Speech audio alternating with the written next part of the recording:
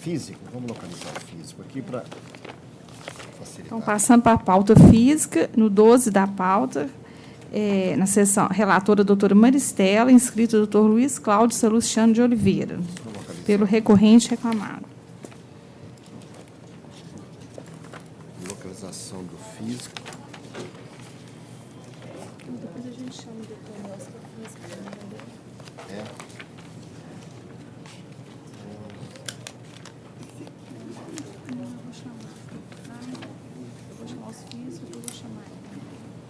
Em seguida, vamos chamar o processo do doutor Lélcio. Só um momentinho, eu preciso achar o que agora. Físico.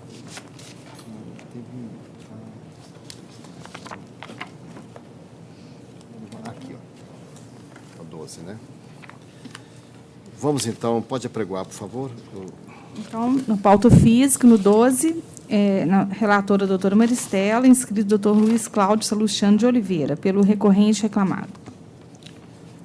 Doutora Maristela, para anunciar a proposta de voto. Senhor presidente, estou conhecendo os recursos ordinários interpostos pelas partes, no método parcial, provimento a pedido da autora para deferir, no período de 22/8/2011 a 12/3/2012, o pagamento de a complementação do auxílio-doença previdenciária nos moldes da cláusula 27ª de CCT 2011, cláusula 27ª de CCT 2012, indenização do auxílio sexta alimentação e 13ª sexta alimentação, na forma da cláusula 15ª, 16ª, parágrafo 3º e 2º da CCT 2011, a cláusula 15ª, parágrafo 3º e cláusula 16ª, parágrafo 2º, ambas da CCT 2012. Desprovejo o recurso do réu. Estou declarando de natureza indenizatória as parcelas deferidas e acrescendo a condenação ao valor de 10 mil e majorando o valor das custas de R$200 pelo réu. Perdão, doutor, tem a palavra? Bom dia.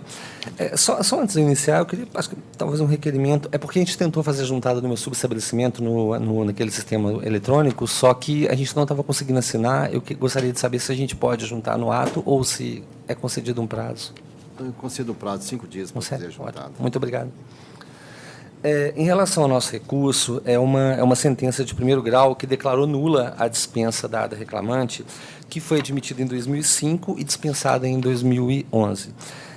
No nosso entendimento, Data Vênia, entendemos que essa sentença ela há de ser modificada. Por quê?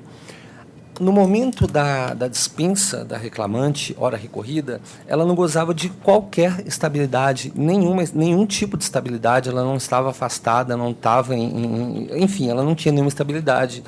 Em razão disso, não existe nenhum óbice legal para dispensa naquele momento. Foi informado ao banco, segundo ela, que havia um ingresso de uma ação previdenciária, porém, o ingresso de uma ação previdenciária, por si só, não é óbice para uma dispensa. Então, entende o recorrente que ele agiu estritamente dentro da legalidade.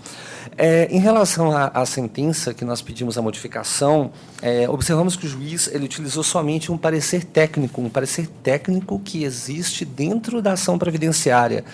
E nos presentes autos, o qual eu estou sustentando, em momento algum foi deferida a realização de uma perícia técnica que entendemos que seria uma prova cabal extremamente necessária para a comprovação do que o recorrente alegou na primeira fase do processo.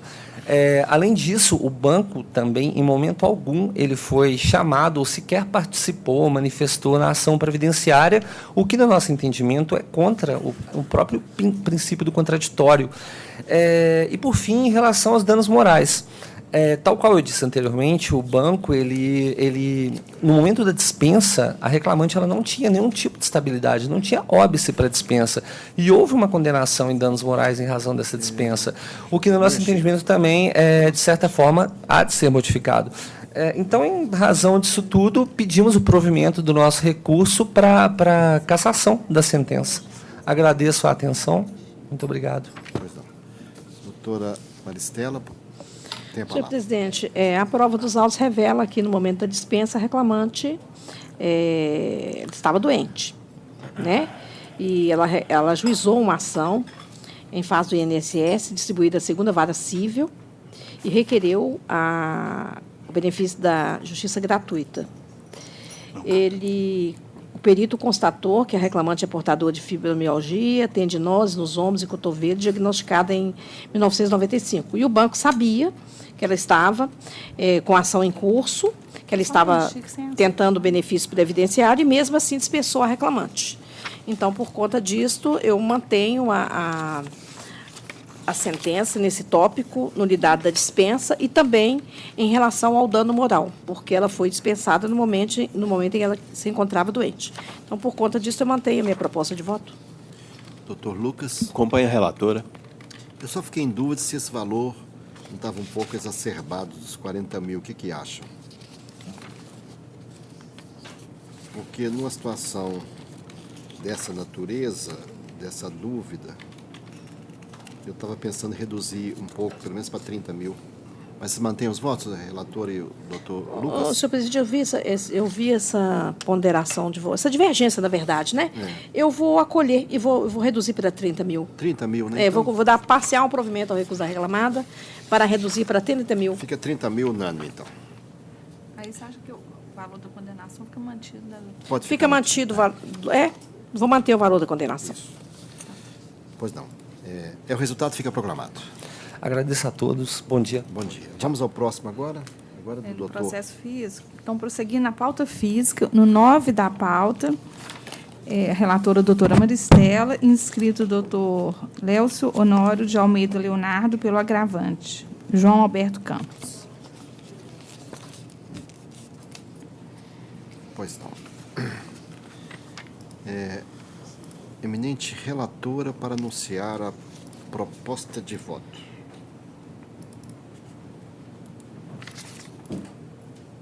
Senhor presidente, estou conhecendo o agravo de petição. No mérito, provejo em parte o agravo do executado. Espera aí, só um minutinho. Tá. Então, conheço dos agravos de petição. No mérito, provejo em parte o agravo do executado, Santander, para excluir a multa fixada com base no artigo 81 do CPC. Provejo em parte o agravo do exequente para condenar o executado Santander ao pagamento da multa por ato atentatório à dignidade da justiça no percentual de 15% sobre o valor do débito em execução atualizado. Custas pelos executados no imposto 44,26, artigo 789-A, inciso 4 da CLT. Essa é a proposta, eminente relatora. Doutor Castental, aguarda eventual voto divergente. Não, eu aguardaria, senhor presidente. Doutor Lucas. Com a relatora. É um caso muito singular, mas eu também analisei, estou de acordo. E então eu proclamo que prevaleceu a unanimidade a conclusão de voto anunciada pela eminente relatora. Muito obrigado. Bom dia. Bom dia. Próximo, Então, retornando para o PJE, PJE agora. na pauta do doutor Sebastião, no 39, inscrita a doutora Luciane Alves Camargo, pela recorrente reclamado. Pois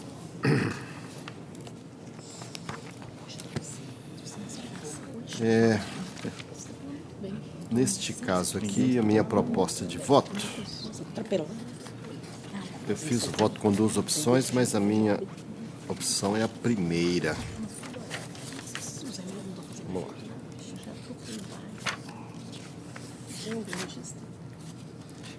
Eu estou propondo conhecer os recursos ordinários e, no mérito, negar provimento ao apelo da reclamada e dar provimento parcial ao apelo do reclamante para acrescer a condenação à indenização substitutiva do período estabilitário de 19/7/2017 a 14/7/2018, correspondente ao salário do reclamante, observada a equiparação salarial deferida à sentença, acrescidos os respectivos reflexos que eu estou aqui indicando. Estou atribuindo as parcelas de natureza indenizatória e elevando o valor da condenação para 70 mil com custo de R$ 1.400. Essa é a minha proposta de voto. Eu passo a palavra à eminente advogada para a sua sustentação oral. Bom dia a todos. Bom dia. Serei breve, mas entendo ser importante destacar, no que se refere à proposta de voto, o pedido, né, de que não seja acatada, não seja seguido, com todo respeito ao entendimento do ilustre relator, não seja seguido o entendimento por deferir essa indenização da estabilidade. Por quê? O reclamante pede que seja deferida a nulidade da dispensa, simplesmente por ter sido dirigente da CIPA, eleito. No entanto, como consta da petição inicial, na própria petição inicial, ao narrar o fato, ele diz o seguinte, abre aspas, insatisfeito, optou por não mais fazer parte do corpo de representantes dos trabalhadores. A própria narrativa do reclamante deixa claro que renunciou ao mandato por livre e espontânea vontade. Não há nenhuma prova nos autos de vício de consentimento. A situação implica em renúncia à estabilidade, data vênia. O documento que consta nos autos, a página 10, né, carta de próprio punho do reclamante, com pedido de renúncia, informação de renúncia ao cargo, juntamente com o TRCT, comprova que a dispensa sem justa causa se deu após o ato de renúncia do reclamante. Se inexiste qualquer impedimento para a dispensa e se inexiste vício no consentimento, na vontade do reclamante exposta e manifesta naquela declaração de próprio punho, é certo que não há que se deferir ou dar provimento para anular a dispensa. A dispensa ocorreu dentro da legalidade. Eu chamo a atenção de Vossas Excelências à jurisprudência dessa mesma segunda turma, em um processo 686 de 2012, em 2014, que manifestou justamente esse entendimento, dizendo, literalmente, correta a sentença que, considerando a dispensa do reclamante no dia tal, ou seja, após a renúncia ao cargo que lhe conferia estabilidade, indeferiu o pleito de indenização substitutiva. Chama atenção também para a jurisprudência do TST, publicada agora em maio de 2017, no seguinte sentido. A par disso, a jurisprudência dessa Corte vem decidindo no sentido de que a renúncia ao cargo na CIPA, na Comissão Interna de Prevenção de Acidentes, por manifestação de vontade livre e desimpedida em documento escrito, o que é o caso desses autos, afasta o direito à estabilidade provisória prevista no artigo 10, inciso 2A do ADCT da Constituição Federal, quando não constatada a existência de vício de consentimento. Então, com esses fundamentos, eu peço, respeitosamente, que não seja seguida, né, a proposta de voto. Peço a revisão da proposta de voto de Vossa Excelência, com fundamento no documento, né, de próprio punho, em que ele renunciou ao mandato, não à estabilidade somente, ao mandato em si. Então, não estava agindo mais em prol da categoria, como representante da categoria. E, nesse sentido, peço que seja negado provimento ao recurso adesivo do reclamante. A sustentação é só essa? Sim. Sim, pois bem. Então, quanto ao recurso da reclamada, não houve nem manifestação, eu mantenho o voto. Nesse tópico do recurso do reclamante, eu confesso que o tema é complexo e eu, quando fiz duas opções, tem jurisprudência nos dois sentidos. Mas qual que é o raciocínio jurídico? O dirigente sindical, o membro da CIPA, por que ele tem estabilidade 1 ano após encerrar o exercício, o mandato dele? Porque, para ser um bom dirigente sindical, um bom membro da CIPA, ele tem que requerer, postular, indicar medidas de proteção para os trabalhadores da empresa, que normalmente implica custos, implica dificuldades, e por isso, como ele vai contrariar, entre aspas, interesses, às vezes, do empregador, que a lei o concedeu essa garantia de emprego. Aí vem a situação, esse reclamante, de fato, renunciou ao cargo de membro da CIPA eleito como representante dos trabalhadores antes de encerrar o mandato. Aí fica a dúvida, o fato de renunciar o cargo, a renúncia é válida? Não tem dúvida, a renúncia é válida. Agora, esse 1 ano que ele teria, como se fosse aí quarentena, como tem, ele, por causa disso, hostilidade, eventualmente, que ele tenha atraído por ter sido um dirigente da CIPA exemplar, queria ali fazer cumprir medida de segurança ou não, essa hostilidade termina com a renúncia dele? Eu acho que não. Tanto membro da CIPA como dirigente sindical. Por isso que o fato de ele ter renunciado não vai dar direito à estabilidade por todo o período do mandato dele, mas de um ano após, quando encerrou o mandato, eu entendo que daria esse direito, e estou citando aqui 2 julgamentos do TST nesse sentido. Reconheço que a matéria comporta mais de um ângulo de análise, mas na minha análise do dia a dia prática, eu entendo que o bom dirigente sindical, membro da CIPA, precisa passar um tempo para serenar os ânimos depois que ele deixou de exercer o mandato. Por isso que eu reconheço que tem acordo, eu até na segunda opção cito o mesmo acordo que a doutora mencionou da tribuna, mas eu entendo mais razoável a primeira opção pelos motivos que eu estou indicando nos fundamentos aqui do voto. Eu, portanto, mantenho a minha proposta de voto e colho o voto segundo votante, desembargador Jales. Senhor presidente, inicialmente eu registro que eu recebi um memorial da reclamada, onde ela registra duas decisões dessa egrégia turma, um da lava de Vossa Excelência e outro por mim relatado. Em ambos, nós decidimos o seguinte: quando o membro da CIPA, membro eleito da CIPA, renuncia ao mandato, ele pode ser imediatamente expedido numa renúncia. Por quê? A renúncia vem do direito civil à noção, renúncia é ato unilateral, voluntário e potestativo. Quer dizer, nós temos aqui decidido reiteradamente que, uma vez feita a renúncia a qualquer coisa, a outra parte nem tem direito de falar alguma coisa, a renúncia é ato unilateral. Então, eu peço bem a Vossa Excelência, no caso aqui, o reclamante renuncia, ele não é dirigente sindical, ele é só membro eleito da CIPA. Ele renuncia ao mandato da CIPA, válido, Vossa Excelência considerou válido, também considerei. É válido esse mandato. Então, sendo mandado embora, nós ainda vamos dar uma garantia do emprego. Eu acho que aqui ele fez uma reserva mental, aquilo que o direito civil proíbe, praticar um ato externo, manifestar uma volição externa, fazendo ressalva. Ele renunciou a isso, foi mandado embora, não, agora eu quero a garantia. Eu acho que quando ele renunciou ao mandato de membro eleito da CIPA, ele renunciou a tudo, inclusive a estabilidade. Então, peço bem a Vossa Excelência, estou inteiramente de acordo no voto da reclamada, mas no voto do reclamante eu fico com a segunda opção. É só para esclarecer aqui, o voto que eu proferi, que foi citado, é um pouco diferente. Lá eu coloquei o seguinte: revelado nos autos expressa intenção do reclamante de colocar fim ao contrato de trabalho, demonstrando de forma inequívoca sua intenção de despojar-se da estabilidade provisória, sem qualquer visto de consentimento, é incabível indenização. Essa foi nessa situação que eu concedi. Mas eu entendo que a matéria é controvertida e certamente não será solucionada aqui no regional, vai ser só no TST mesmo. E, portanto, mas eu mantenho a minha proposta de voto e colho o voto do terceiro votante, doutor Lucas, para seu voto.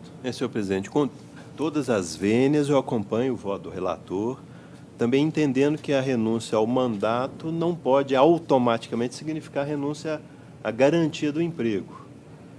Eu acho que a renúncia ao mandato significa essa renúncia quando o empregado não assumiu o cargo na CIPA. Ele não precisa dessa proteção. Mas se eu fizer o raciocínio inverso, então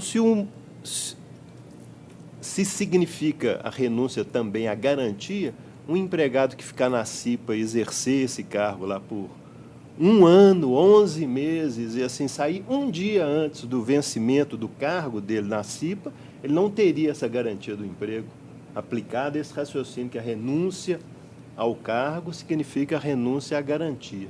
Eu acho que, como esse empregado exerceu por um período o cargo, ele faz jus à garantia, e que se a empresa entendia que ele estava abrindo mão também da garantia, isso deveria ser colocado no documento em que ele expressou essa renúncia. Eu acompanho o relator, todas as vênias. Senhor presidente, só acrescentando para aclarar mais o meu raciocínio, como a renúncia é um ato unilateral, volitivo e potestativo, quando ele faz a renúncia, ele, data máxima vênia, ele é que teria, se ele tivesse alguma ressalva, ele é que teria que ter registrado isso. Porque quando ele renunciou ao mandato de membro eleito da CIPA. Só o mandato. Não, mas ele renunciando ao mandato, quer dizer, essa Aí garantia... você está deduzindo que houve outra renúncia. Não. Essa garantia é dada para o empregado membro eleito da CIPA por quê? Para proteger os outros trabalhadores. A garantia em relação ao mandato, não em relação à pessoa. Quando ele se despoja dessa garantia, nós vamos manter a garantia do emprego, por Sim, quê? porque a lei é Senhor expressa presidente, nisso. Quando a termina questão é a o seguinte, mandato, qual que é a mens lege de ter garantia um ano após encerrar o mandato? Ele Tanto já nesse saiu caso, do qual que é a cargo, mens lege? né? Finalidade da lei. Continua com a Porque garantia. se ele foi um bom dirigente sindical, foi um bom cipista, ele criou certo antagonismo. Então, precisa ter um ano para sarar as feridas. Foi essa a finalidade da lei. E como ele renunciou, ele não pediu demissão. Mas eu sei que a matéria é controvertida, mas eu mantenho o voto, fica vencido Isso, aqui. eu Então, fico integralmente desembargador no segundo... Jacques. Prevalece a Isso. proposta de voto por mim enunciado por maioria vencido, desembargador Jacques. Obrigada. Próximo, mas jamais aborrecido. O próximo, Então, passando para a sessão da doutora Maristela, no 6 da pauta, inscritos doutor Jamerson de Faria Marra, pelo recorrente reclamante, e doutora Ana Clara Gonçalves da Silva, pelo recorrente reclamado. qual que é o número da pauta O 6 da pauta. da doutora Maristela? Sim. Senhor presidente, eu conheço o recurso ordinário interposto pelo reclamante no mérito nego de provimento. Conheço o recurso ordinário interposto pelo reclamado no mérito do provimento para A. Decotar da condenação, pagamento das diferenças salariais por equiparação salarial e seus reflexos. B. Declarar que a jornada de trabalho do reclamante encerrava sempre às 19 horas de segunda a sexta-feira. C. Decotar da condenação, pagamento das despesas de aluguel com veículo e aquisição de combustível. Vencida neste particular essa relatora, porque eu já sei de antemão o entendimento da turma. Reduz o valor da condenação para 500 mil e das custas para 10 mil, facultando a reclamada requerer a restituição das custas recolhidas maior nos termos da instrução normativa número 2, 2009, da Secretaria do Tesouro Nacional. Essa é a minha proposta de voto. Passar a palavra primeiramente ao advogado que fala pela reclamante. Excelência, eventual divergência é possível para nós limitarmos? Sim, se Objeto. houver divergência, eu lhe passo a palavra. Então, o advogado fala pela reclamada. Está presente? Sim, Excelência. Tem a Também, prefiro aguardar a eventual divergência. Ah, sim. Então, o voto está agradando as duas partes, né? Sim. Doutor Lucas. Voto agradando ao revisor também. Acompanhe. Brilhante voto, como sempre. Obrigada. Eu também estou de acordo, então, não havendo divergência de parte a Gostaria parte, de eu vou Sustentar, Excelência. pronunciar o resultado. A doutora abriu mão da sustentação. Gostaria de sustentar, Excelência, me perdoe. Fui seguir o colega. Mas a doutora... Não, perdão, Excelência, foi um lapso da minha parte. Bem, como eu não pronunciei ainda, É, eu vou... de tá bom. Mas, de outra vez, doutora, é o seguinte, quando a pessoa aguarda a divergência, é que é sinal que está concordando com o Não, voto. perdão, Excelência. Com a palavra. Ainda em tempo, antes bom. do pronunciamento. Gostaria de chamar a atenção aqui, Excelência. De fato, genericamente, existe uma linha tênue entre parasubordinação e subordinação. No entanto, os fundamentos de sentença, com a devida vênia aqui do doutor juiz Acon, ao afirmar que não havia autonomia do reclamante no exercício de suas atividades, ele cita, e aí abre aspas, ele diz, não havia autonomia, pois, se não participasse das reuniões, ficaria por fora do funcionamento da reclamada e seria mal visto pela empresa. O fundamento da ausência de autonomia, então, seria ser mal visto pela empresa. Não se faz menção aqui a punições ou a qualquer implicações contratuais ou legais a essa ausência dessas reuniões, né? Mais adiante, ato contínuo, a sentença diz que o reclamante se inseria nessa estrutura da empresa. E ele explica por quê. Abre aspas novamente. A empresa regulava comissões pagas, horários e datas de reuniões e demais aspectos da relação de serviço. Aqui ele não explica quais seriam esses demais aspectos da relação de serviço. Ora, Excelências, com a devida vênia, regular comissões, horários e datas de reuniões é um mínimo de organização da estrutura da empresa. Isso não implica aqui estarem presentes os requisitos da relação de emprego, com a devida vênia. Por outro lado, a gente vê, pelo depoimento do próprio reclamante, e aqui a título de confissão, ele diz que o reclamante era uma pessoa maior, capaz, com um nível superior de escolaridade, e ele deixa claro que, quando ele buscou esse contrato de franquia, ele buscou em razão dos altos ganhos que ele poderia ter, quando um amigo dele, que era life planner da Prudential, o senhor Paulo Bernardes, mostrou para ele quais eram os valores de ganho. Disse ainda que tinha o melhor plano de saúde da região. Mostrou o plano de saúde para ele. Explicou ainda, e aqui está no depoimento do reclamante, que não havia CTPS assinada. Ele também admitiu que recebeu o circular de oferta de franquia, que teve tempo de lê-la, resolveu assiná-la. Né? Então, ele coloca aqui pontos importantes no depoimento do reclamante, que o senhor Leonardo explicou sobre a bolsa de treinamento. Ele recebeu aí um valor acima de R$20 mil para subsidiar esse novo negócio dele. A empresa coloca à disposição toda a sua estrutura. Isso tinha que ser visto como uma benesse, e não como um aspecto que acarretasse essa vinculação como relação de emprego. Ele fala também que as propostas eram preenchidas no iPad enviadas por sistema. Não havia aí essa nuance de subordinação. Né? Ele deixa claro também que leu o contrato de franquia e que possuía um emprego anteriormente, antes de trabalhar para a reclamada, e que ele pediu demissão almejando esses altos ganhos. Então, a gente não vê aqui também, com o reclamante, aquela premente necessidade. Né? Eu vou aceitar esse contrato de franquia porque eu estou necessitado. Ele era maior, capaz, tinha alto grau de instrução. Então, a gente vê aqui uma nuance de venir e contrafacto próprio. Né? Essa questão dessa estrutura toda e todas essas nuances da parassubordinação, no caso, se elas forem levadas com equivalência à subordinação jurídica, com o requisito da CLT para o reconhecimento de vínculo, a gente está esvaziando o artigo 3º da Lei de Franquia, da Lei 8955, que permite que seja colocada essa estrutura, que permite que o treinamento seja subsidiado e tudo mais. A gente tem diversas decisões da primeira e segunda vara do trabalho de Nova Lima, que trata desse processo, em sentidos idênticos ao caso desse reclamante, e que o vínculo de emprego não foi reconhecido. Casos em que os ganhos chegam a beirar os R$20 mil por mês. Então, é preciso estar atento a essa linha tênue, realmente, entre a estrutura, a organização da empresa, onde se prestar um serviço de qualidade, né, aqueles que contratam esse serviço, e a subordinação jurídica. O reclamante ele não tinha horário de chegada, horário de saída, horário de intervalo, ele não recebia punições, advertências, ele tinha altos ganhos, e ele tinha inscrição na SUSEP, e ele tinha ali a possibilidade de gerir todo o seu negócio, enviando propostas por iPad e tendo todas as benesses, inclusive, para montar a estrutura do seu negócio. Por isso, pedindo desculpas mais uma vez por ter atropelado aí a divergência do doutor Lucas, peço pelo provimento do recurso da reclamada. Nente relatora. Para excluir o vínculo. Senhor presidente, parabenizando a sustentação que acabou de ser feita na tribuna, eu entendo que, tendo a reclamada alegado um fato obstativo ao reconhecimento do vínculo, que seria a existência de um contrato de franquia, a ela incumbia provar as suas alegações.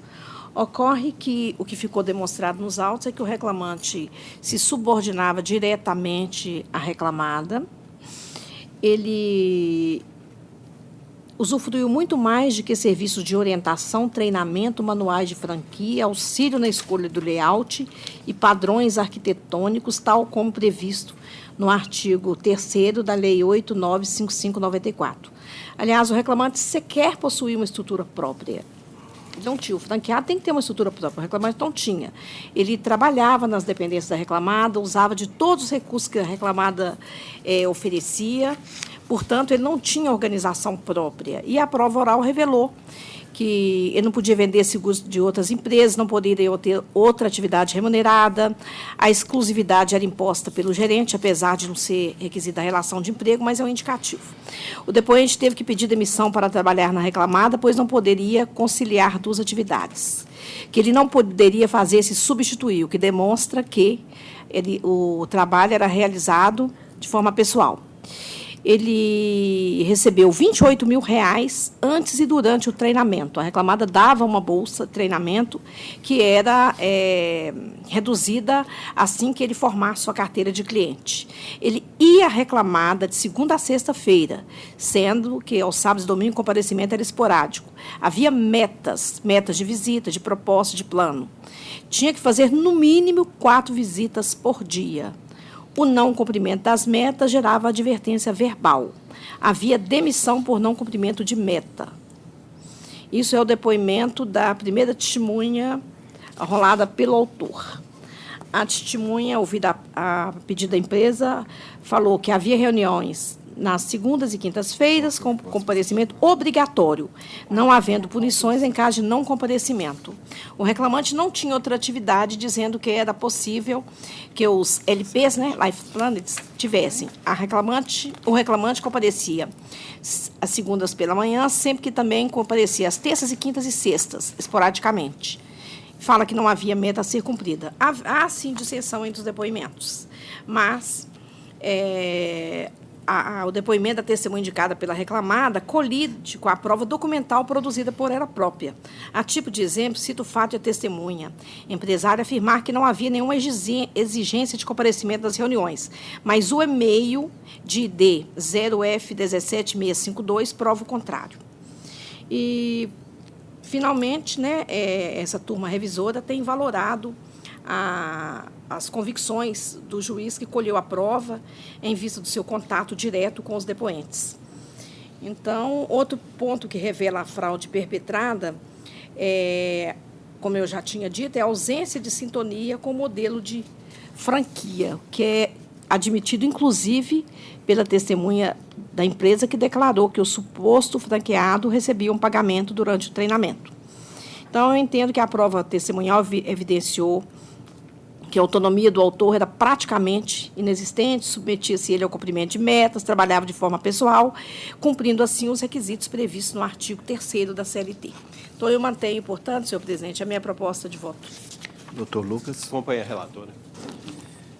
Essa matéria é repetitiva, eu tenho acompanhado, inclusive no TST, tem julgamentos predominantemente nesse sentido, então eu estou acompanhando também e proclamo que a decisão é unânime, conforme anunciado pela eminente relatora. Obrigada, excelência. Um bom dia a todos. Bom Desculpe dia. mais uma vez. Tudo bem, sempre não tem.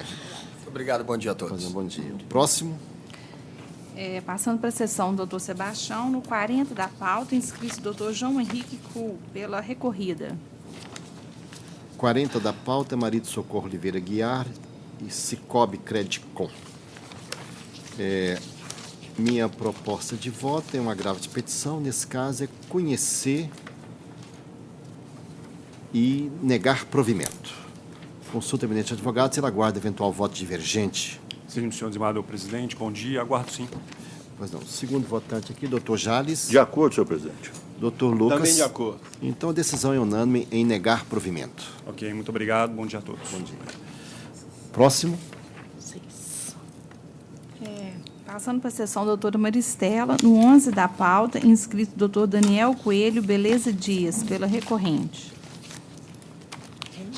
Doutora Maristela, 11 da pauta. Conheço do agravo de petição interposto no mérito nego de provimento. Curso pelo executado no importe de R$ 44,26. Doutor, tem a palavra. Ilustre presidente, em nome do qual eu cumprimento todos da corte, bom dia. Bom dia. Ilustres, vejamos, houve, nesse caso concreto, um equívoco na juntada dos cálculos de liquidação pelo executado, fazendo essa juntada numa carta de sentença vinculada ao processo principal, ocorrendo o chamamento ao feito do processo e, posteriormente, a oposição de embargos de execução não conhecidos. A questão temos aqui situações que apontam violação a coisa julgada, o que seria uma matéria de ordem pública. Por mais que não seja possível a apresentação de cálculo pela empresa em razão da preclusão, pelo menos uma abertura de prazo para um perito ou para o setor de cálculo judicial fazer a análise se de fato existe ou não essa impugnação, sentido nessa impugnação da reclamada quanto à inobservância da coisa julgada, é uma medida que se impõe inclusive por cautela. A reclamada não teria uma situação de apresentação de novos cálculos e, caso de fato constate essa irregularidade, intime-se o reclamante para uma adequação. Mas, dessa forma, a gente tem uma divergência entre os cálculos de mais de R$ 100.000. Então, é um valor em que não é um valor substancial, onde um excesso de execução pode acarretar, inclusive, um enriquecimento sem causa do próprio reclamante. O que eu sei não é o objetivo nem do próprio reclamante e nem da corte. Então, por essa razão, eu peço a revisão com toda a vênia, e o não acompanhamento do voto da eminente relatora. A eminente relatora. Bom, essa execução foi conduzida na forma do parágrafo 2º do artigo 879 da CLT. Então, o exequente apresentou seus cálculos, a reclamada foi intimada no prazo previsto no parágrafo 2º com a expressa cominação da preclusão. Ocorre que ela juntou sua petição em outro processo. E após, ela apresentou embargo de execução alegando incorreções. O juiz entendeu que estava preclusa porque não havia sido impugnados os cálculos e, portanto, eu entendo que está correta a sentença, porque cabe ao reclamante zelar pela juntada de seus pedidos, seus requerimentos, no processo em que se discutem as questões. E o reclamante, o executado nesse ponto, ele equivocou-se. E eu entendo que operou, sim, a preclusão, portanto, ainda que os cálculos tenham observado a coisa julgada, os embargos de execução não foram conhecidos, não podemos, portanto, adentrar nessa questão. Mantenho a minha proposta de voto. Doutor Lucas. Estou acompanhando a relatora. Isso, o exercício da advocacia tem ônus, né? Então, o fato é lamentável se tem uma diferença dessa natureza, mas preclusão fixada expressamente e tendo havido equívoco, eu também vou acompanhar a eminente relatora. Talvez faça um acordo, alguma coisa lá. Seria até melhor. Muito obrigado, excelências. Então, é unânime. O próximo. Passando para a sessão, doutor Sebastião, no 27, inscrito doutor Tiago Campos Mota de Oliveira, pela recorrida. 27, a Denise Collor Visão. Minha proposta de voto é: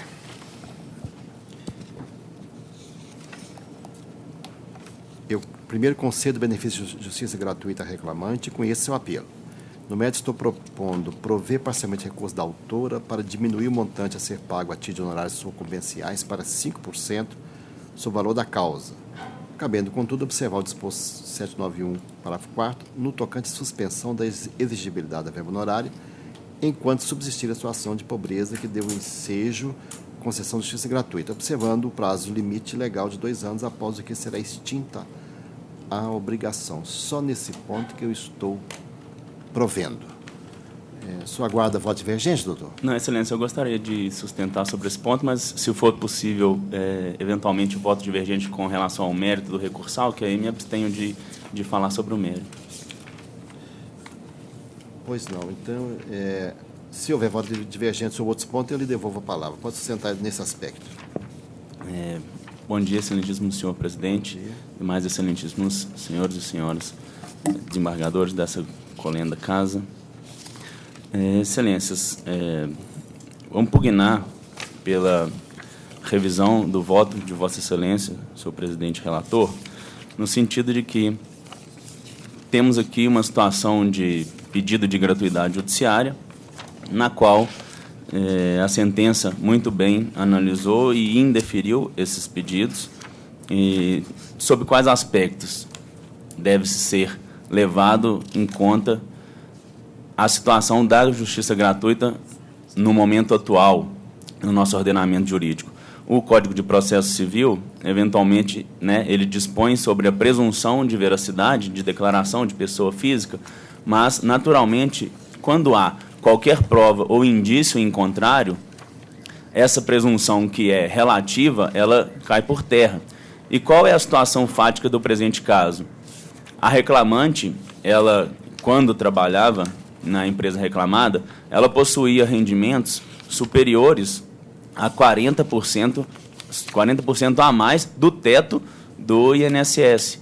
Isso a gente verifica que ela tem totais condições de realizar o pagamento das custas, e não só isso, de, inclusive, ser mantido o indeferimento, porque hoje em dia a justiça gratuita ela deve ser deferida, deve ser concedida a quem efetivamente comprove essa necessidade.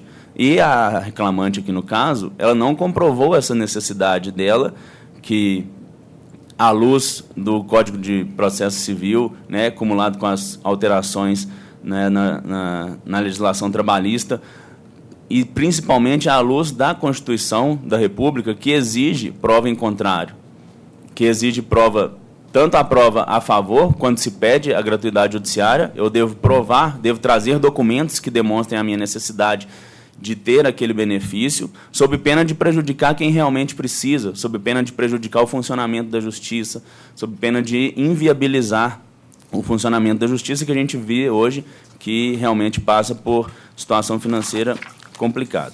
Então, nesse caso, Excelência, peço vênia para pedir a revisão do voto de Vossa Excelência, no sentido de indeferir a gratuidade judiciária e não conhecer do recurso pela falta de preparo, tendo em vista que a recorrente, inclusive, ela demonstra nos autos que atualmente está empregada e que isso lhe possibilitaria o pagamento das custas, neste caso especificamente. E quanto aos honorários, Excelência, eu também peço vênia para que o voto de Vossa Excelência seja revisto, tendo em vista que a condenação ela foi no meio termo. E é importante salientar que essa questão de honorários advocatícios, nós, como advogados, entendemos que é uma valoração do trabalho, da complexidade da causa, do trabalho que foi efetivamente realizado, as circunstâncias em que se deram. E o juiz de primeira instância, da mesma forma como, no meu humilde entendimento, a valoração da prova, por exemplo, uma prova de dano moral, que é uma valoração subjetiva, eu entendo que, da mesma forma, essa valoração dos honorários advocatícios, por ser subjetivo, a lei fala de 5%, a partir de 5%, nesse caso foi imposto 10%, eu entendo, Excelência, que é razoável e que a gente deve privilegiar o entendimento do juízo de primeiro grau, que foi quem teve o maior contato com o processo, o maior contato com o advogado. Então, nesse caso, sei que é prerrogativa de Vossas Excelências analisar, o recurso devolvido como um todo, mas peço vênia para pedir a revisão no sentido de indeferir a justiça gratuita e manter a condenação nos honorários na forma e valor como de primeira instância, nesse ponto. Pois não. Pois bem, o juiz não concedeu a justiça gratuita dizendo que o salário dela era superior a 40%, mas ela foi dispensada. Não há evidência, nem foi fundamentada, ela está trabalhando atualmente. Por isso que a renda dela é zero. Então, está dentro do limite que a lei autoriza para conceder a isenção. E não houve prova aqui nos autos juntada, nem foi fundamento do juiz que ela tivesse renda posterior à dispensa. Então, o fato dela ter recebido, na época, um salário de 2.320, aliás, 2.479, isso não quer dizer que só por isso ela tinha condições de arcar com os honorários. Então, eu concedo os honorários e aqui, certamente, se ela não conseguir, na execução, pagar, ficará aquela suspensão. Por isso que eu estou mantendo a proposta de voto. A questão é bem singela. Colho voto, segundo votante, doutor Jales. Senhor presidente, apesar de eu achar que Pois não. A lei... Assim, pela ordem, questão de fato, é porque, se não me engano, não consigo visualizar aqui agora, mas no próprio recurso, a reclamante me parece que afirma que atualmente está trabalhando. Eu não vi nesse sentido e não vi que ela estivesse trabalhando ganhando mais ainda. Teria essa segunda, nem foi esse fundamento adotado. Não, entendi. É só porque ela afirma, me parece, ela afirma que está trabalhando. Em relação aos valores, eu não vou poder ser preciso nesse momento. Pois mas não. Ela... Doutor Jales, segundo... Pois não, senhor presidente. Eu entendo que a lei da reforma trabalhista veio moralizar essa matéria relativa àqueles pedidos que a gente via, pedidos absurdos, 30, 40 pedidos numa petição inicial, verdadeiro absurdo. Isso veio normalizar que agora a parte tem que responder pela sucumbência. Mas nesses casos, e principalmente agora, pouco tempo depois de promulgada a lei, eu estou mais liberal nesse sentido, por enquanto, estão acompanhando integralmente o voto de Vossa Excelência. Pois é, estou vendo o recurso dela. É o seguinte: na petição inicial foi informado que a recorrente havia sido dispensado quando ajuizou a ação, portanto não recebia salário algum, ou seja, nada, simplesmente porque estava desempregada. Está no recurso dela. Terceiro votante, doutor... Com o Lucas. relator. Então, a decisão é unânime, conforme anunciada. Próximo. Agora, passando para a sessão da doutora Maristela, no 46 da pauta, inscrito doutor Fernando Augusto Silveira Trindade, pelas recorrentes reclamadas. Doutora Maristela. Doutora Maristela.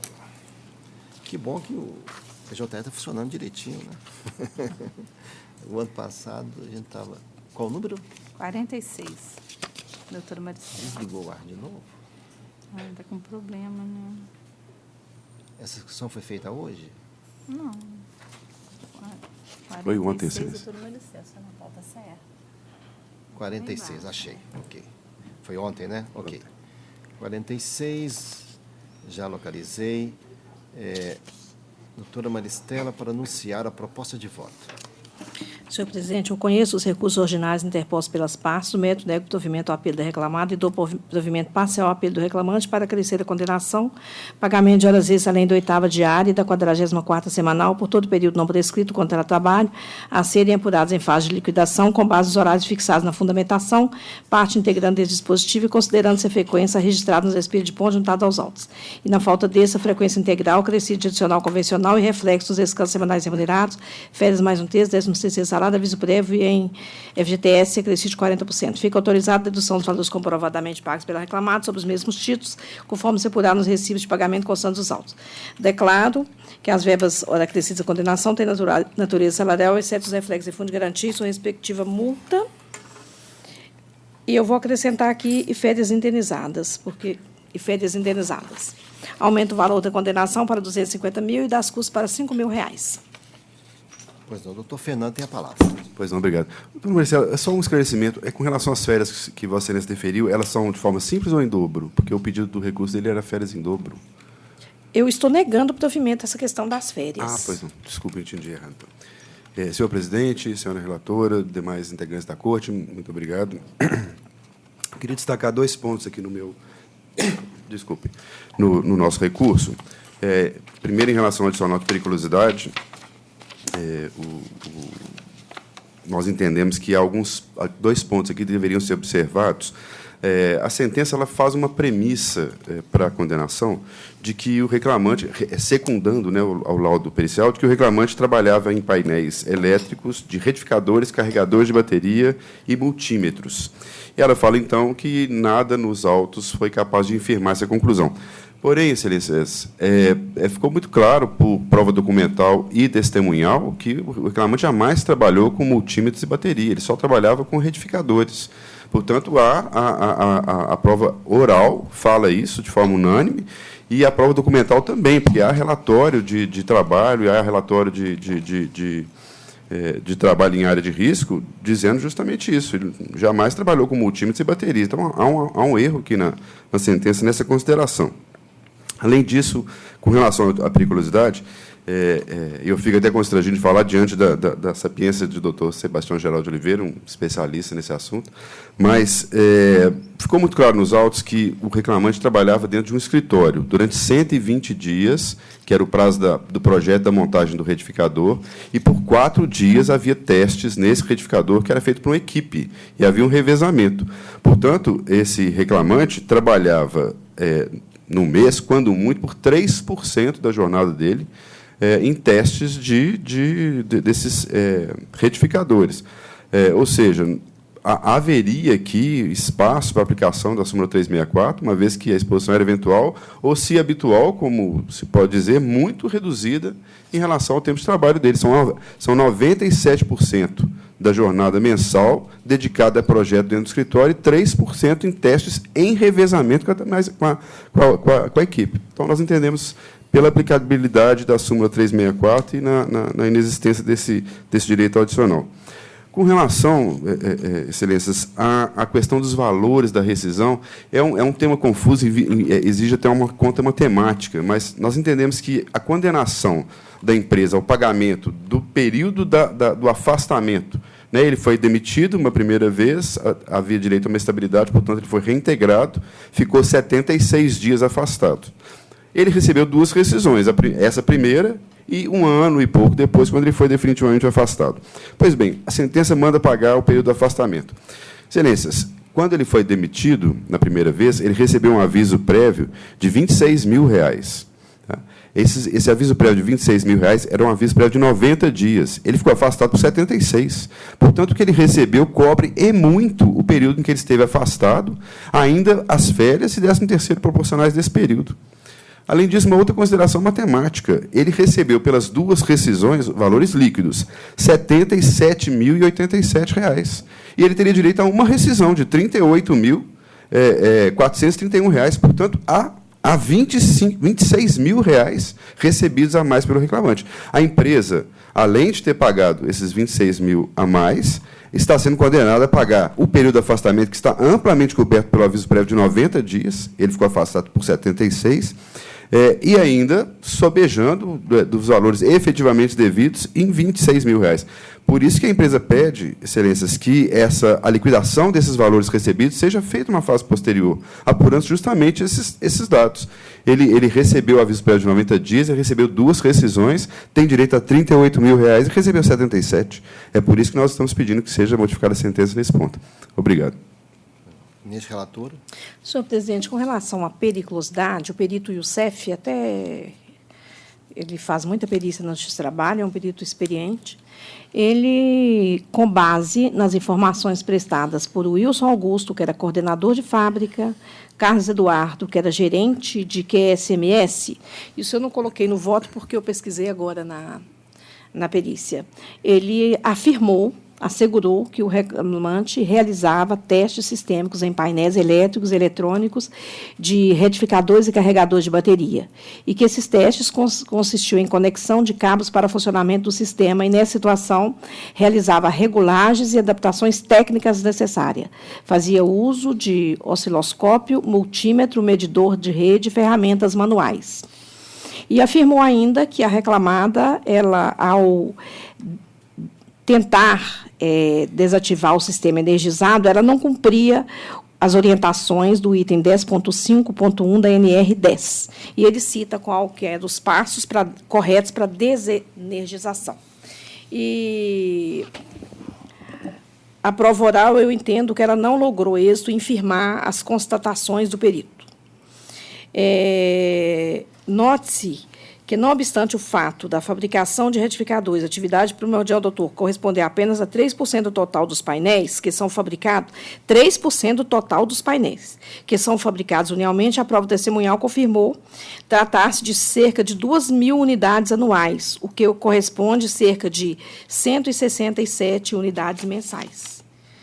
E a testemunha Wilson informou que na equipe já chegou a ter 4 pessoas que tinham condições de fazer os testes, o que nos permite concluir que o reclamante dividia a função de realizar esses testes com o máximo de 3 pessoas, o que resulta em número aproximado de 42 retificadores para serem testados por mês. Então, eu entendo que a prova oral não logrou firmar, e muito menos a prova documental, porque o PPP que a reclamada se funda nele foi produzido unilateralmente por ela. E também o relatório de D346D129, na página 8, demonstra que foi um documento produzido de forma unilateral. Portanto, eu não vejo como dissentir da sentença que embasou no laudo pericial. Com relação à compensação, a juíza ela determinou a compensação, inclusive do aviso prévio de 90 dias, com repercussão em férias, 13º. E nesse TRCT que o doutor cita, houve pagamento de horas extras, reembolso de assistência médica, então nós poderíamos compensar apenas as parcelas de igual natureza com aquelas deferidas na sentença. E mantém, portanto, senhor presidente, minha proposta de voto. Pois não. Doutor Lucas, segundo votante. Eu acompanho a relatora. Eu até fiquei preocupado com o sustentor do aviso prévio de 90 dias, mas eu fui ler a sentença, ela colocou na sentença: desta feita, a fim de evitar enriquecimento ilícito da parte do autor, eu julgo-se procedente, em parte, pedido de reconvencional para deferir dos valores que foram objeto de condenação a compensação dos valores quitados pelas réis a título de férias proporcionais, precisa de um texto, aviso de 90 dias com repercussão das férias. Então, isso já está atendido. Eu estou acompanhando a minha relatora, ela acolheu a sugestão aqui de fixação da jornada, que também estou de acordo agora, e fica, portanto, unânime conforme o voto por ela anunciado. Obrigado. Bom dia. Senhor presidente, eu estou com meu pai internado com pneumonia aqui na Unimed, e parece que minhas sustentações acabaram, né? Sim. Eu queria passar para o julgamento, se for possível, dos processos físicos, que parece que não tem sustentação, e são poucos. Ah, tá. Ah, não tem jeito, não. Tem todos Tem jeito, não, PJR. não. Retiro o que eu disse. Tem muita divergência. também, Retiro. Em Não, seguida, doutor os Sebastião. advogados será a preferência. Você. Tá, não. Desculpa. Vamos, o próximo. Então, passando para a sessão do doutor Jales, no 36, doutora Thaís Drummond, pela recorrente reclamada. Eu também achei que era o 12. Doutor Jales, número 36. 36. 36.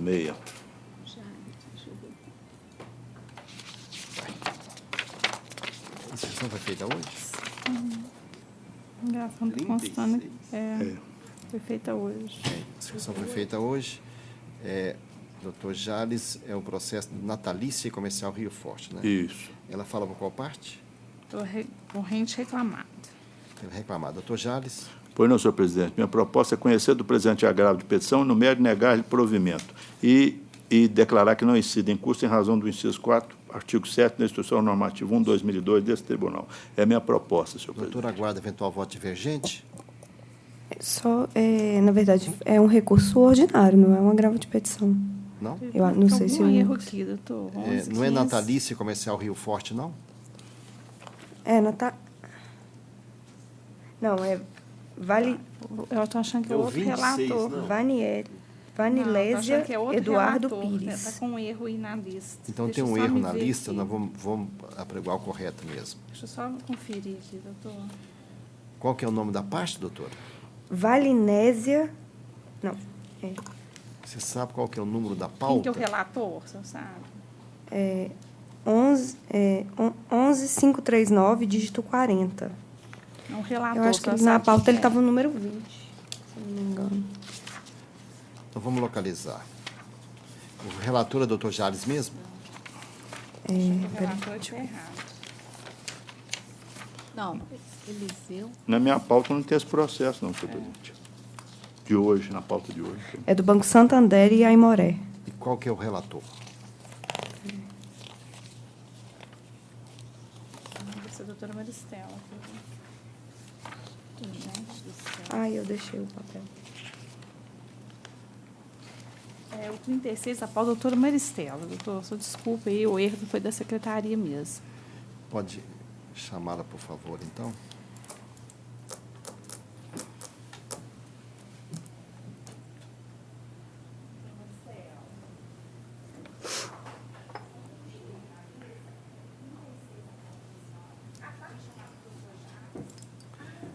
A 11539, não é isso? Isso.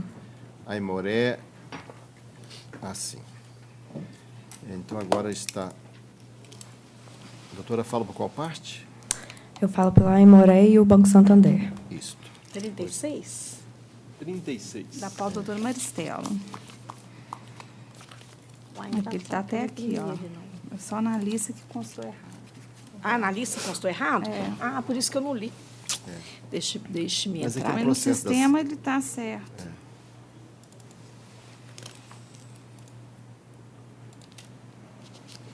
Aquele caso das grades, né? Qual que é o número dele?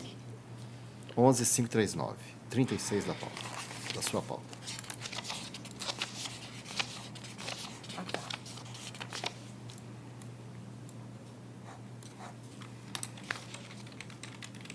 Estou conhecendo o recurso ordinário interposto pelos reclamados, no mérito eu estou negando-lhe provimento. Doutora, tem a palavra, então. Bom dia a todos. Eu só vou me ater a um ponto mesmo, é a questão da política de grades, que é de conhecimento dessa turma. É público e notório que o Banco Santander adquiriu o Banco Real. E quando da aquisição do Banco Real, o Banco Santander, para que não houvessem funcionários que eram do Banco Real e funcionários que são do Banco Santander, exercendo a mesma função com nomenclaturas de cargos diversas, ele adquiriu, ele implantou a política de níveis, que em nada se confunde com a política de grades que era realizada pelo Banco Real. O primeiro ponto dessa questão da política de grades que eu quero destacar é a questão da prescrição, porque quando da extinção do Banco Real, em junho de 2007, todos os funcionários foram avisados da descontinuidade da política de grades. E aí, nesse caso, como a ação foi distribuída em 2017, o direito da reclamante de questionar tal fato já está prescrito. O segundo ponto é a questão da aplicação do artigo 400. Hoje em dia é muito cômodo para reclamantes informarem a existência de diversos documentos, induzirem os peritos a erro, e aí, quando a reclamada é intimada a apresentar tais documentos que não existem, a reclamada afirma a inexistência dos documentos, a reclamante não é intimada a provar tal existência, e a reclamada é sempre condenada no artigo 400. Todos os documentos existentes já foram colacionados aos autos e já são suficientes para a realização da perícia. O terceiro ponto que eu quero destacar é a questão mesmo, eu vou falar um pouquinho só da política de grades. A política de grades, ela nunca foi uma política de promoção automática. Ela tinha critérios pré-estabelecidos para que pudesse orientar os gestores para, quando da abertura de uma eventual vaga, ele pudesse, dentre todos os funcionários que estivessem aptos àquela vaga, ele pudesse se orientar e escolher o funcionário apto à promoção. E ela tinha critérios, como desempenho do funcionário, tempo mínimo na função, disponibilidade orçamentária da empresa, existência de cargo, escolaridade compatível e experiência na função. Ou seja, se não houvesse algum desses critérios, o funcionário não era promovido. Nunca foi uma política de promoção automática, porque o funcionário atingir o esperado é o que todo patrão, quando contrata um funcionário, ele quer que ele atinja, faça todo o serviço dele. Isso aí não é um motivo para que seja uma promoção automática. Finalmente, eu vou requerer que é incabível a condenação em parcelas vincendas, visto que a condenação deve ser limitada à data da propositura da demanda e o contrato de trabalho é mutável. É só essa questão mesmo que eu queria. Doutora Maristela. Senhor presidente, essa questão de política de grades é bastante recorrente aqui na Justiça do Trabalho e também nessa turma. Em relação à prescrição, eu entendo que não se aplica como alegado a súmula 275 e trata-se essas diferenças de salário. Então, eu entendo que afronta o artigo 457, parágrafo 1º da CLT, e, por se tratar de matéria genuinamente salarial, eu entendo que aplica-se a prescrição parcial, até porque, essas lesões se perpetuam mês a mês. Então, estou afastando a prescrição total. Em relação à política de grades, foi feita uma perícia, a perita Cíntia apurou diferenças, a reclamada não mostrou, apesar dela admitir a existência da política de grades, no banco do qual o reclamante é egresso, e foi feita a perícia. Eu acho que ela, como sucessora, deveria trazer aos autos toda a documentação do banco que ela adquiriu, e ela não o fez. Portanto, eu mantenho as diferenças apuradas no laudo pericial. Doutor Lucas? Estou de acordo. Essa matéria é recorrente, só o TST que vai resolver isso. Eu também estou de acordo, a decisão, portanto, é unânime. Doutora, só uma curiosidade, o TST já apreciou isso? Tem algum Muitas processo? vezes. Não, né? Ainda não. Eu acho que começou a pesquisa aqui agora. Obrigada, bom dia a todos.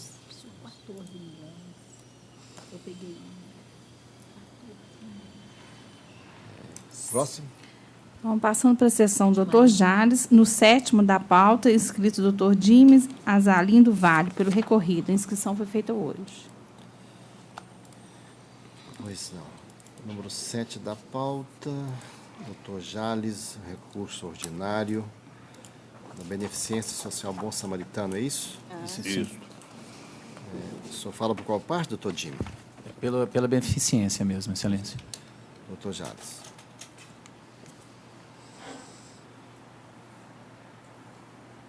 Pois não, senhor presidente. Minha proposta é conhecer do presente recurso ordinário e acolher a preliminar de nulidade para determinar o retorno do processo à vara de origem para 1. determinar que a Secretaria cumpra a ordem de desentranhamento do documento. 2. Seja concedido novo prazo para apresentação das razões finais a ambas as partes e, posteriormente, proferida nova sentença, como entender de direito o meritíssimo juiz a qual considero prejudicado o exame dos demais temas alegados nas razões de recurso. Essa é a minha proposta de voto, senhor presidente. E acuso que eu recebi memorial da reclamada. O senhor aguarda voto divergente, doutor? Não. Sim, excelência.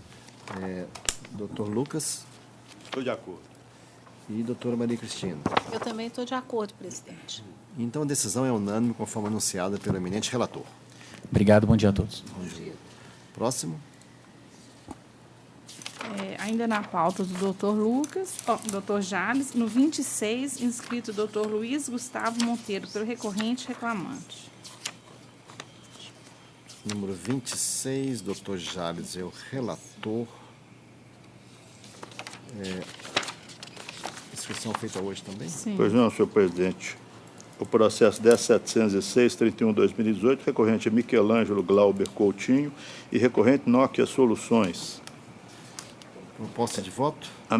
O voto é longo e a minha proposta de voto é conhecer de ambos os recursos ordinários e, no mérito, negar-lhes provimento e registro que eu fico vencido em parte, adaptando o voto ao entendimento da douta maioria. Conhecer e negar provimento. Está negando provimento a ambos os recursos. Doutor, tem a palavra. Excelentíssimo senhor presidente, excelentíssimo doutor relator, desembargador, doutor Jales, egrégia segunda turma deste egrégio Tribunal Regional do Trabalho da Terceira Região. Bom dia. Bom dia. Excelências, eu quero chamar a atenção aqui para a prova testemunhal. A minha sustentação é breve, é sucinta, e eu chamo a atenção pelo reclamante, hora recorrente, chama a atenção para a prova testemunhal, tendo em vista que a prova testemunhal é produzida por carta precatória. Audiência de instrução e julgamento foi produzida apenas uma prova testemunhal trazida a rogo da reclamada, hora recorrida. Todavia, me parece aí que não foi, data máxima vênia, não foi sopesada as provas testemunhais ouvidas por carta precatória, trazidas a rogo do reclamante. Quanto ao tópico equiparação salarial, a douta magistrada ACO julgou improcedente os pedidos, ou pedidos de equiparação salarial, tendo em vista que, na visão da douta juíza, o autor não se desincumbiu do seu ônus probatório. Todavia, excelências, data máxima vênia, as duas testemunhas trazidas a rogo do reclamante, ouvidas por carta precatória, foram enfáticas e firmes ao afirmar que o reclamante, hora recorrente, trabalhava nas mesmas atividades do paradigma, com a mesma produtividade e com a mesma perfeição técnica. Ambos eram técnicos de laboratório, técnicos em eletrônica. Por essas razões, pede provimento para acrescer o pedido, acrescer a condenação, o pedido de equiparação salarial e seus reflexos. As horas extras, excelências, segue a mesma sorte. A juíza julgou improcedente, data máxima vênia, pois o autor não se desincumbiu de desvencilhar do seu ônus probatório. Com essa vênia, excelência, a testemunha do autor, ela foi enfática também em afirmar que os cartões de ponto eram alterados pelo supervisor ou coordenador do setor. A própria testemunha da reclamada, da hora recorrida, afirmou que o reclamante, quando executava as atividades de acesso ao sistema, porque ele trabalhava predominantemente na bancada, mas atualizava o sistema. Ele também exercia, quando exercia essas atividades no computador, ele não precisava estar logado, fazer o login e logout. Quanto ao pedido de intrajornada do reclamante, hora recorrente, a mesma sorte, Excelência. A testemunha, uma testemunha do reclamante afirmou que o reclamante fazia um intervalo de 30 a 40 minutos. A outra testemunha, por sua vez, afirmou que quando ia almoçar, via o reclamante almoçando na bancada e quando ele voltava, ele estava almoçando na bancada. Ele permanecia na bancada almoçando.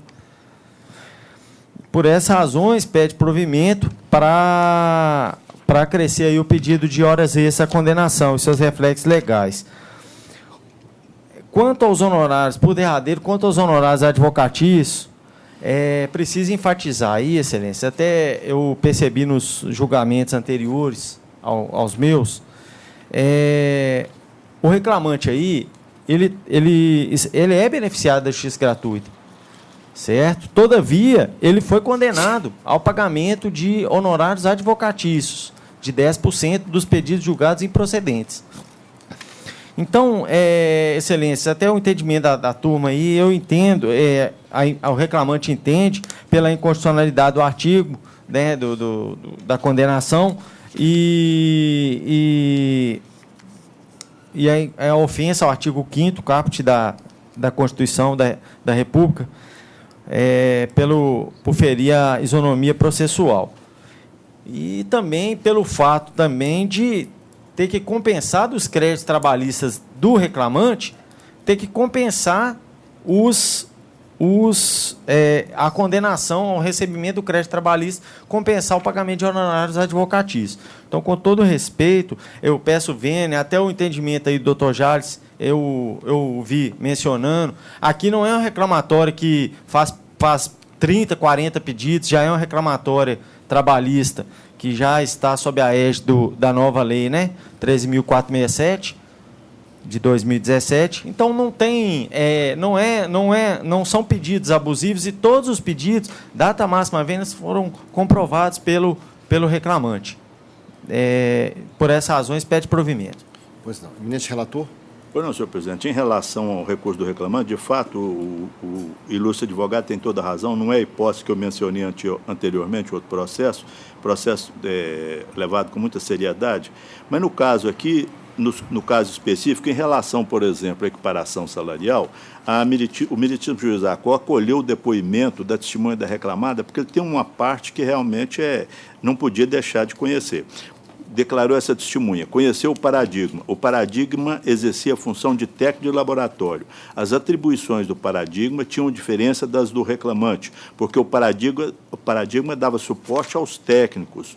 Numa manutenção mais complexa, não era chamado qualquer técnico, eram chamados especialistas. Os especialistas eram o paradigma, César e os desenvolvedores. O paradigma era mais experiente que o reclamante. Então, senhor presidente, na verdade, não pode haver equiparação, porque o tipo de assistência e de trabalho que o paradigma fazia era muito mais complexo. Então, todos os depoimentos foram considerados, mas o meritíssimo juiz deu prevalência a essa no que eu entendi que ele está correto. Em relação às horas extras, foram acolhidos os cartões de ponto, porque, no caso, nenhuma das testemunhas informou que havia, o meritíssimo juiz consta eu estou transcrevendo aqui, saliência que o reclamante, em sua manifestação expendida sobre os documentos, não apresentou ainda que, por simples amostragem, diferença das verbas devidas. Então, na verdade, a prova testemunhal foi contraditória, as testemunhas da reclamada confirmaram a realidade dos cartões de ponto e a meritíssima juíza valorou essa prova nesse sentido. Estou mantendo.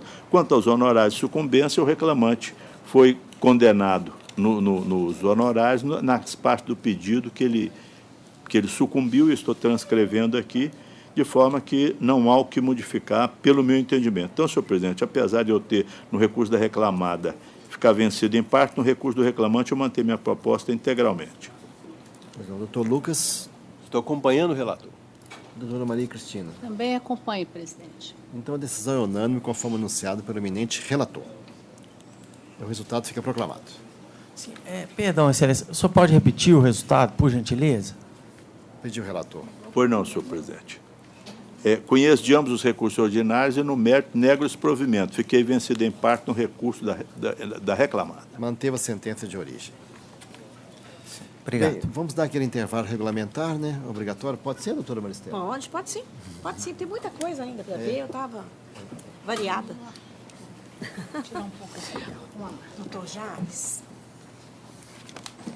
tem um processo, aqueles comunicados da rede. Eu até fiz uma divergência, mas eu estou olhando ele aqui agora. Foi indeferido o intervalo entre a jornada. E aqui coloca o intervalo como recurso da reclamada, mas é do reclamante. Eu acho, porque é muito complicado aqui, ó. Alega reclamada. Foi indeferido, esse recurso é do reclamante. Aqui, tá aqui. Vinha do reclamante, né? O recurso é do reclamante. Aqui, ó. Por causa do Eu acho melhor. Porque o recurso é do reclamante. Eu dormi com essa pulga na orelha e agora eu peguei o processo. Tá quente. Embaixo. Tá o quê? Pegando fogo? Queimando?